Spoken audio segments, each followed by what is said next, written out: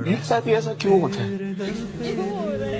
اللہ تعالیٰ کبھی بھی آپ کو ایسے امتحان میں نہیں ڈالتا جو آپ برداشت ہی نہ کر پائیں۔ اللہ ظالم نہیں ہے، وہ آپ کی ہمت کا امتحان نہیں لے رہا، وہ جانتا ہے آپ کے اندر کتنی ہمت ہے، وہ اس کا امتحان لے ہی نہیں رہا، وہ تو امتحان لے رہا ہے آپ کے ایمان کا، آپ پہ توکل کا، کہ اس پر آپ کو کتنا بھروسہ ہے۔ اس پہ غم آ گیا، اس پہ دکھ آ گیا، یہ مشکلات کے اندر گھرا ہوا، اس کو کچھ نظر نہیں آ رہا، اللہ کو پتا ہے، لیکن وہ چاہتا ہے کہ جب آپ کو کچھ نظر نہ آئے تو اس کے پاس جاؤ، کیونکہ وہ دیکھ سکتا ہے جو آپ دیکھ نہیں سکتے۔ اگر انسان کے پاس یہ اختیار ہوتا نا کہ وہ اپنی تقدیر خود لکھ سکتا، تو تب بھی اللہ کی لکھی ہوئی تقدیر اس سے بہتر ہوتی جو انسان لکھتا، کیونکہ اللہ جانتا ہے کہ کیا صحیح ہے کیا غلط ہے۔ اکثر لوگ اللہ تعالیٰ کو اتنے پسند ہوتے ہیں کہ اللہ تعالیٰ ان کو خود سے دور جانے ہی نہیں دیتا، اللہ چاہتا ہی نہیں ہے کہ میرے سے دور جائیں۔ اللہ تعالیٰ کبھی کبھی ان کو بار بار غم دیتا رہتا ہے کہ یہ بار بار میرے پاس ہے، بار بار میرے پاس ہے۔ اللہ تعالیٰ اس سے ارد گرد کے تمام انسان چھین لیتا کہ اس کے پاس صرف میں ہی ہوں جس سے یہ بات کرتا ہوں، میں ہی ہوں جس کے سامنے یہ روئے، میں ہی ہوں جس کے ساتھ یہ بیٹھ کے باتیں کرے، میں ہی واحد ہونا چاہیے اس کے پاس۔ اکثر لوگ اللہ تعالیٰ کو اتنے عزیز ہوتے ہیں